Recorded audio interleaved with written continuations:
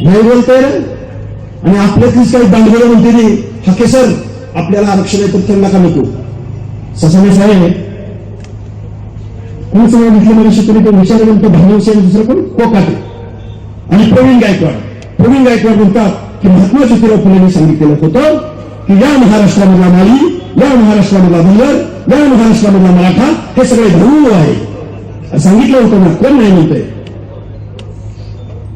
हा महाराष्ट्र निर्माण झाला. संयुक्त महाराष्ट्राचा कलश यशवंतराव चव्हाण घेऊन आले आणि संयुक्त महाराष्ट्राच्या लढाईमध्ये लढलं कोण? अमर शेख, अण्णाभाऊ साठे, प्रखे अत्रे. कलश कुणी आणला? यशवंतराव चव्हाणांनी. पत्रकार बांधव एक गतराव मारकोलकर नावाचा एक सजग पत्रकार होता.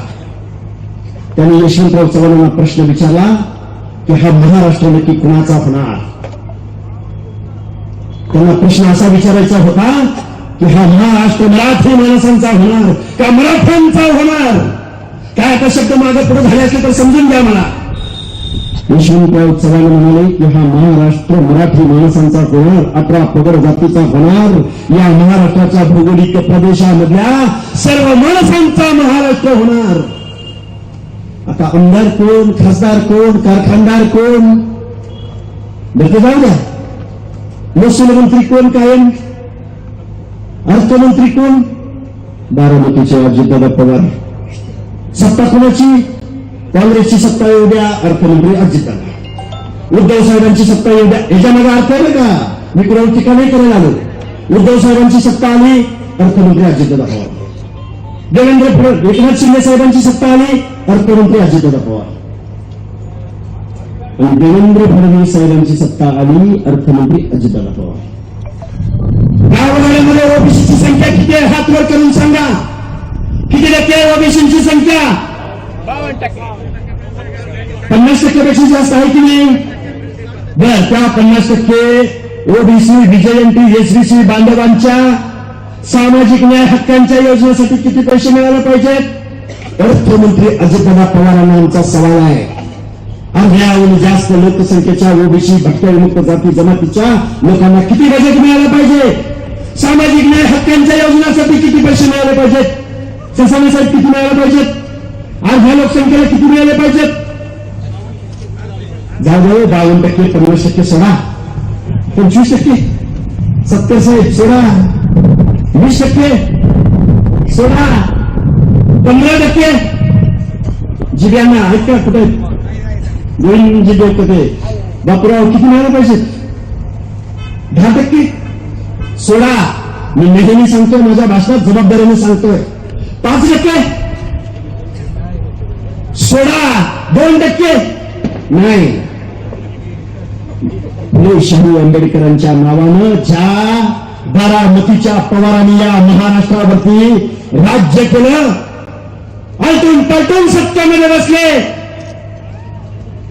अर्ध्याहून जास्त ओबीसी भटक्यांना या प्रगमी महाराष्ट्रामध्ये 1% पुढे बजेटरी तरतूद. 1% पुढे झाली नाही, 1% पुढे.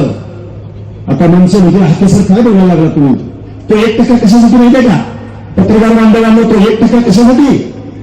आश्रमशाळा, मॅट्रिकोत्तर शिष्यवृत्ती, पोरींची स्कॉलरशिप, वसंतराव नाईक महामंडळ, पुण्यश्लोक अहिल्यादेवी विषय महामंडळ, महात्मा ज्योतिराव फुले आर्थिक काय आता ही आपली मंडळ येतील. अरे 1 लाखाची सुद्धा योजना नाही.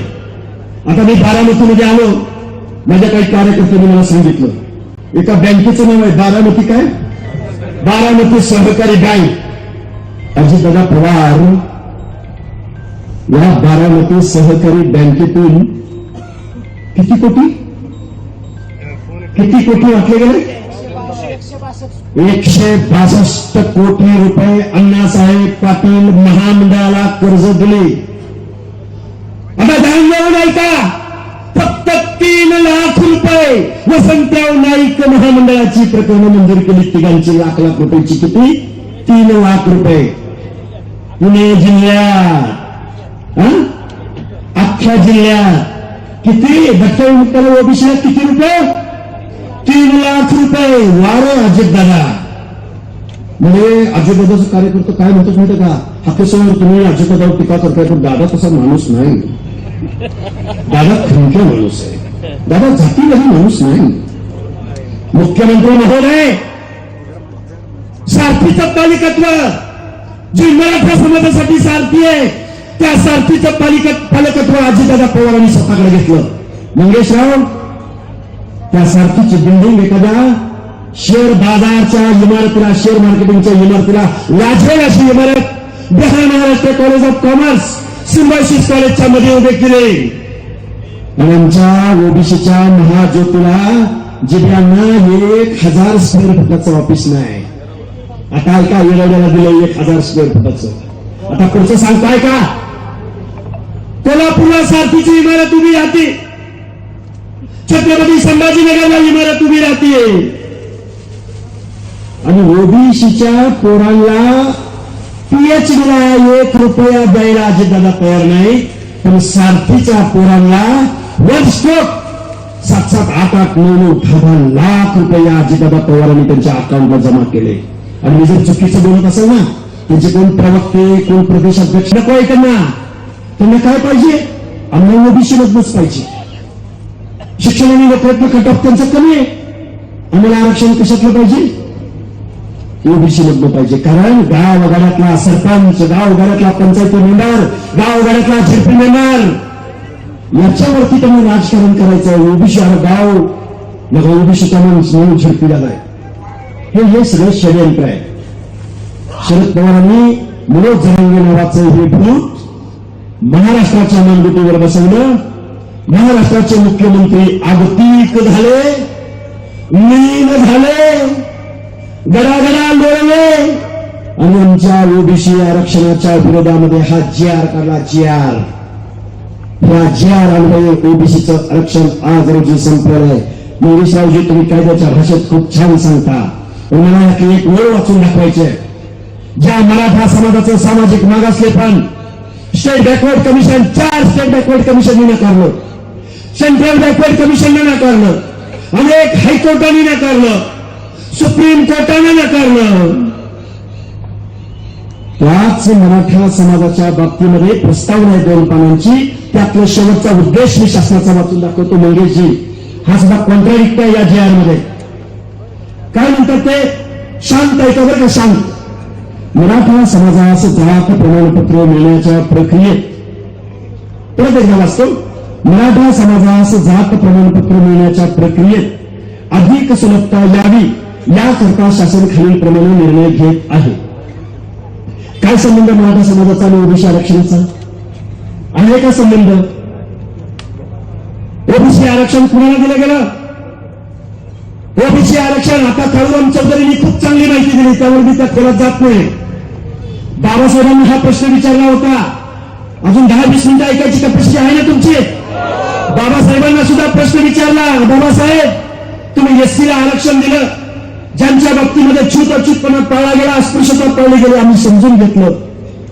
बाबासाहेब तुम्ही एसटीला आरक्षण दिलं, ट्रायबलला आरक्षण दिलं, जे जंगलामध्ये राहिले होते ते आम्ही समजून घेतलं. मग गावगाड्यातल्या माळाला, साळ्याला, पोळ्याला, पेड्याला, हटकराला, बंदराला, सलगराला, गुंजराला, सोनाराला, सुताराला काय आरक्षण देताय बाबासाहेब? त्यावेळी डॉक्टर बाबासाहेब आंबेडकर बोलले,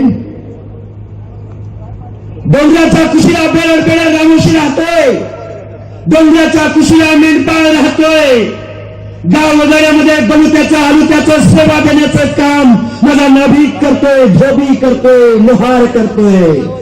यांना सुद्धा मला विकासाच्या प्रक्रियेत आणायचं आहे.